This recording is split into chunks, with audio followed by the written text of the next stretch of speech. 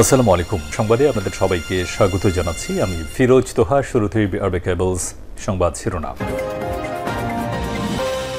বাংলাদেশের সর্বশেষ গুরুত্বপূর্ণ আপডেট সংবাদে আপনাকে স্বাগত। শুরুতেই সংবাদ শিরোনাম, পরে বিস্তারিত। প্রথমে জানাবো, সরকারি চাকরি আইন সংশোধন করে অধ্যাদেশ জারি। বহুল আলোচিত সরকারি চাকরি আইন দ্বিতীয় সংশোধনীর অধ্যাদেশ জারি করেছে সরকার। আজ অধ্যাদেশটি গেজেট আকারে জারি করা হয়েছে। গত 22 মে উপদেষ্টা পরিষদে সরকারি চাকরি আইন সংশোধন করে তা অধ্যাদেশ আকারে জারির প্রস্তাবে সম্মতি দেয়। এর প্রতিবাদে 24 মে থেকে সচিবালয়ে বিক্ষোভ শুরু করে সরকারি কর্মকর্তা কর্মচারীরা। তাদের আন্দোলনের মধ্যেই 25 মে রাতে অধ্যাদেশ জারি করে সরকার। এবার দ্বিতীয় ধাপে অধ্যাদেশ জারি করল এবং সংশোধন করে অধ্যাদেশ জারি করল সরকার।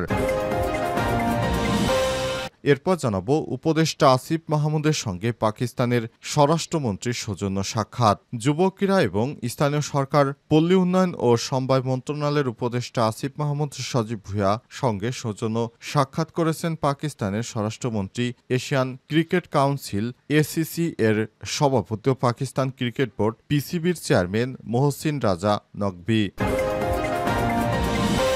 এদিকে 24 জুলাই চিরুনি অভিযানে গ্রেপ্তার 1400। সারা দেশে ব্রডব্যান্ড ইন্টারনেট চালু। কোটা সংস্কার আন্দোলনকে কেন্দ্র করে দেশের বিভিন্ন জায়গায় সংঘর্ষ, হামলা, ভাঙচুর ও সংঘর্ষ, অগ্নিসংযোগের ঘটনায় 2024 সালের 24 জুলাই আইনশৃঙ্খলা রক্ষাকারী বাহিনী চিরুনি অভিযান অব্যাহত রাখে এবং সেদিন প্রায় সারা দেশ জুড়ে অভিযানে 1400 জনকে গ্রেপ্তার করা হয় এবং সেদিন নিহত হয় 201 জন পুলিশের গুলিতে। এদিকে নির্বাচন দেরি হতে চায় না জামাত, বললেন শফিকুর রহমান। বাংলাদেশ জামাত ইসলামের আমির ডা. শফিকুর রহমান বলেছেন, আগামী নির্বাচন দেরিতে হোক, জামাত ইসলাম সেটা চায় না। বাংলাদেশকে সুশৃঙ্খল অবস্থায় আনতে হলে অবশ্যই একটি কার্যকর নির্বাচন লাগবে। এবং সর্বশেষ জানাবো, গাজায় ইসরায়েলি হামলায় একদিনে নিহত 100। ইসরায়েলের অবরোধে বিপর্যস্ত গাজা উপত্যকায়। এদিকে চলছে লাগাতার বিমান হামলা, অন্যদিকে তীব্র খাদ্য সংকটে মানুষ মারা যাচ্ছে। ইহুদিবাদী ইসরায়েলের হামলায় গাজায় একদিনে নতুন করে নিহত হয়েছে 100 জন এবং অনাহারে অর্থাৎ খাবার না পেয়ে মারা গেছে 10 জন। অবস্থায় এখনও গাজায় এইভাবে গণহত্যা অব্যাহত রেখেছে ইহুদিবাদী ইসরায়েলের সরকার, যেটি অত্যন্ত দুঃখজনক ব্যাপার। প্রিয় দর্শক, এতক্ষণ শুনছিলেন সংবাদ শিরোনাম, এবারে বিস্তারিত। তবে তার আগে বন্ধুরা, অনুরোধ থাকবে এই সংবাদটিতে একটি লাইক দিন। এই চ্যানেলে আপনি নতুন হয়ে থাকলে আমাদের সংবাদটি দেখতে দেখতে চ্যানেলটি সাবস্ক্রাইব করে রাখুন। কমেন্ট করে বন্ধুরা আপনার মূল্যবান মতামত জানিয়ে দিন আপনি বিশ্বের কোন দেশ থেকে বা বাংলাদেশের কোন স্থান থেকে আমাদের সংবাদটি দেখছেন এবং শুনছেন। আর বন্ধুরা, গাজা যুদ্ধে আপনি যদি নিরীহ ফিলিস্তিনিদের ভালোবেসে থাকেন, কমেন্টে ইয়েস লিখে বিশ্ববাসীকে জানিয়ে দিন। সংবাদটি আপনার সোশ্যাল মিডিয়া ফেসবুকে শেয়ার করে বন্ধুদেরও দেখার সুযোগ করে দিন। এবারে বিস্তারিত। সরকারি চাকরি আইন সংশোধন করে অধ্যাদেশ জারি।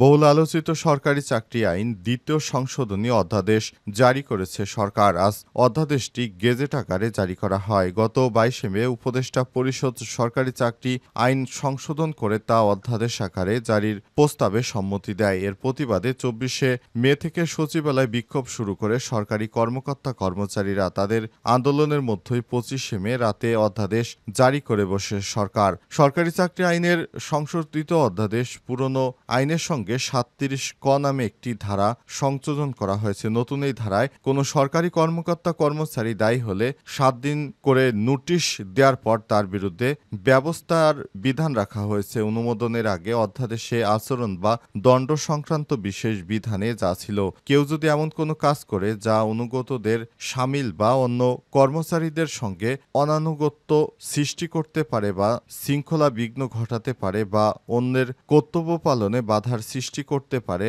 2 এককভাবে বা সম্মিলিতভাবে ছুটি বাড়ানো, কর্মস্থলে অনুপস্থিত থাকলে কাউকে কর্মবিরতিতে বাধ্য বা উস্কানি দেওয়া, অন্য কর্মচারীর কাজে বাধা দেওয়া হলে, 3 কোনো কর্মচারীকে তার কর্মস্থলে আসতে বা কাজ করতে বাধা দেওয়া হলে দণ্ডনীয় অপরাধ হবে।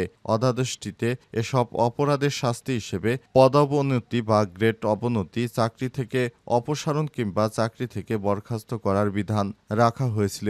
এসব ক্ষেত্রে সংশ্লিষ্ট কর্তৃপক্ষ অভিযোগ গঠন করেছেন 7 দিনের সময় কারণ দর্শনে নোটিশ দেওয়া হয়। নির্ধারিত সময়ের মধ্যেই উপযুক্ত জবাব না দিলে 7 দিনের নোটিশ দেওয়ার পর তা বিবেচনা করে নিয়োগকারী কর্তৃপক্ষ শাস্তিমূলক ব্যবস্থা নিতে পারবে বলে জানানো হয়েছিল।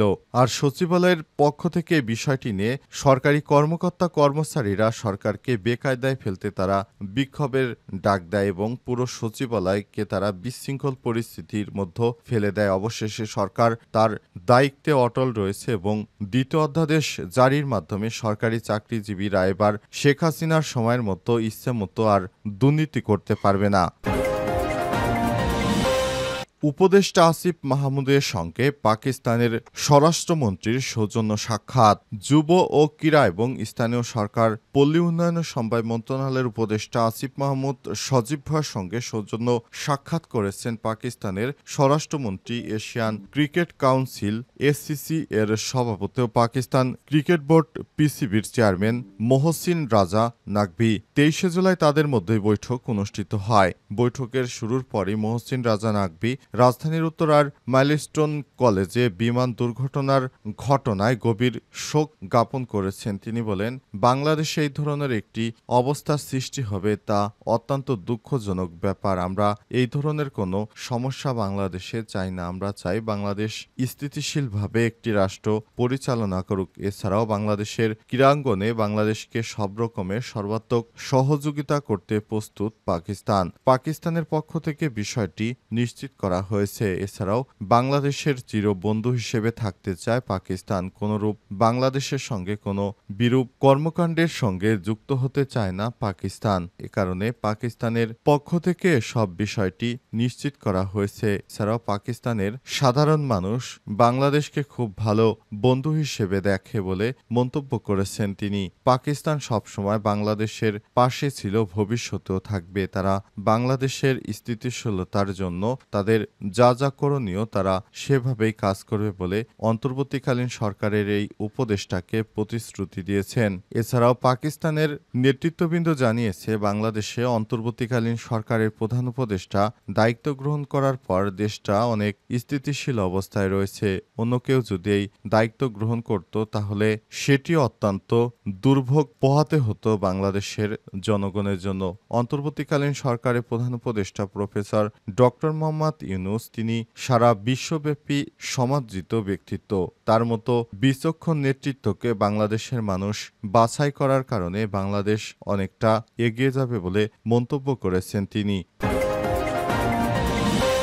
24 জুলাই চিরুনি অভিযানে গ্রেপ্তার 1400। সারা দেশে ব্রডব্যান্ড ইন্টারনেট চালু। কোটা সংস্কার আন্দোলনকে কেন্দ্র করে বিক্ষোভ পরবর্তী সংঘাতে 24 জুলাই পর্যন্ত 201 জনের মৃত্যুর খবর পাওয়া যায়। কোটা সংস্কার আন্দোলনকে কেন্দ্র করে দেশের বিভিন্ন জায়গায় সংঘর্ষ, হামলা, ভাঙচুর ও সংঘর্ষ, অগ্নিসংযোগের ঘটনায় 2024 সালের 24 জুলাই বুধবার আইন শৃঙ্খলা রক্ষাকারী বাহিনী চিরুনি অভিযান অব্যাহত রাখে। টানা পঞ্চম দিনের মতো সারা দেশে কারফিউ বলবৎ ছিল, তবে এদিন তা শিথিল রাখা হয়। 24 জুলাই সারা দেশে আন্দোলনকারী সহ বিভিন্ন রাজনৈতিক দলের প্রায় 1400 জনকে গ্রেপ্তার করা হয়। এদের মধ্যে ঢাকায় 641 জনকে গ্রেপ্তার করা হয়। এ নিয়ে গত 8 দিনে 17 থেকে 24 জুলাই সারা দেশে গ্রেপ্তারের সংখ্যা দাঁড়ায় প্রায় 4500। রাজধানীতে মোট 1758 জনকে গ্রেপ্তার করা হয়। চট্টগ্রামে গ্রেপ্তার করা হয় মোট 703 জনকে। গ্রেপ্তারকৃত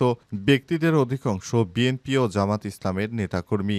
গ্রেপ্তারের বিষয়ে তৎকালীন ডিবি প্রধান ও ঢাকা মহানগর পুলিশ ডিএমপির অতিরিক্ত কমিশনার মোহাম্মদ হারুনুর রশিদ বলেন, ভিডিও ফুটেজ দেখে অপরাধীদের গ্রেপ্তার করা হচ্ছে। ডিবি প্রধান হারুনুর রশিদ তখন বাংলাদেশের তার নেতৃত্বেই মূলত বেশিরভাগ শিক্ষার্থীদের গ্রেপ্তার করা হয়েছিল। সরকারি চাকরিতে কোটা সংস্কার আন্দোলনকে কেন্দ্র করে বিক্ষোভ পরবর্তী 24 জুলাই পর্যন্ত 201 জনের মৃত্যুর খবর পাওয়া যায়। এই মৃত্যুর হিসাব হাসপাতালে লাশ নিয়ে আসা ব্যক্তি ও স্বজনদের সূত্র থেকে প্রকাশিত হয়েছে। গাজায় ইসরায়েলি হামলায় একদিনে নিহত ১০০। একই সময়ে অনাহারে মৃত্যু হয়েছে আরও ১০ জনের। ইসরায়েলের অবরোধে বিপর্যস্ত গাজা উপত্যকা একদিনে যেমন চলছে লাগাতার বিমান হামলা, অন্যদিকে তীব্র খাদ্য সংকটে মারা যাচ্ছে মানুষ। গত ২৪ ঘন্টায় ইসরায়েলি হামলায় আরও কমপক্ষে ১০০ জন ফিলিস্তিনি প্রাণ হারিয়েছে বলে জানিয়েছে গাজার স্বাস্থ্য মন্ত্রণালয়। একই সময়ে অনাহারে মৃত্যু হয়েছে আরও ১০ জনের। সংবাদ মাধ্যম আল জাজিরা জানিয়েছে ২০২৩ সালের অক্টোবর থেকে শুরু হয় ইসরায়েলি আগ্রাসনে পর্যন্ত অপুষ্টিজনিত কারণে গাজায় মোট ১১১ জন মারা গেছে। এসব মৃত্যুর বড় অংশই ঘটে গত কয়েক সপ্তাহে। গাজার স্বাস্থ্য মন্ত্রণালয়ের তথ্য অনুযায়ী বৃহস্পতিবার অনাহারে নিহতের সংখ্যা ১০। এছাড়া অন্তত ৩৪ জন ছিলেন যারা মানবিক সহায়তা নিতে এসেছিলেন, তাদের গুলি করে হত্যা করা হয়েছে। বিশ্ব স্বাস্থ্য সংস্থা WHO জানিয়েছে চলতি বছরে এখন পর্যন্ত যারা মারা গেছেন তাদের ২১ জন শিশু ছিলেন ৫ বছরের নিচে। সংস্থাটি আরও জানায়, মার্চ থেকে মে পর্যন্ত ৮০ দিন তারা গাজায় কোনো রকম খাদ্য সহায়তা পাঠাতে পারেনি। সম্প্রতি সময়ে কিছু খাদ্য সামগ্রী পৌঁছালেও তা চাহিদার তুলনায় অত্যন্ত অপ্রতুল। এদিকে এক যৌথ বিবৃতিতে মার্সি কপস নরে, রিফিউজি কাউন্সিল, রিজিউস ইন্টারন্যাশনাল সহ ১১১টি আন্তর্জাতিক সংস্থা জানিয়েছে গাজায় যেভাবে নিরীহ ফিলিস্তিনিদেরকে হত্যা করা হচ্ছে এটা দখলদার ইসরায়েলি বাহিনীর জন্য অত্যন্ত খারাপ পরিণতি বয়ে আনবে। ইউরোপীয় ইউনিয়ন সহ বিশ্বের বিভিন্ন রাষ্ট্র বিষয়টিকে নিয়ে তারা এবার মুখ খুলেছে। তারা জানিয়েছে এই ইস্যুতে ইহুদিবাদী ইসরায়েল যদি এখনই যুদ্ধ বিরতি না দেয় তাহলে তাদের উপর নিষেধাজ্ঞা জারি করা হবে। এবার ইউরোপীয় ইউনিয়নের ২৪টি রাষ্ট্র এবং ১১১টি সংস্থা মিলে এই ধরনের নিষেধাজ্ঞা দেওয়ার হুঁশিয়ারি দিয়েছে। এবার চরম বিপাকে পড়তে চলেছে নেতানিয়াহু, কারণ পৃথিবী জুড়ে নেতানিয়াহুর বন্ধুবান্ধব যত তারা সব ইউরোপীয় ইউনিয়নের নেতৃত্ববৃন্দ। কিন্তু তারা যখন নেতানিয়াহুর বিরুদ্ধে এবার যুদ্ধবিরতি করতে তার উপর চাপ প্রয়োগ করতে শুরু করেছে, এবার নেতানিয়াহুর সেই যুদ্ধবিরতি ছাড়া আর কোনো উপায় থাকবে না বলে মনে করেন আন্তর্জাতিক বিভিন্ন রাজনৈতিক বিশ্লেষকরা। তাদের মতে এখনই ইহুদিবাদী ইসরায়েলের এই যুদ্ধ বন্ধ করতে হবে, তা না হলে তাকে শাস্তির আওতায় নিয়ে আসা হবে।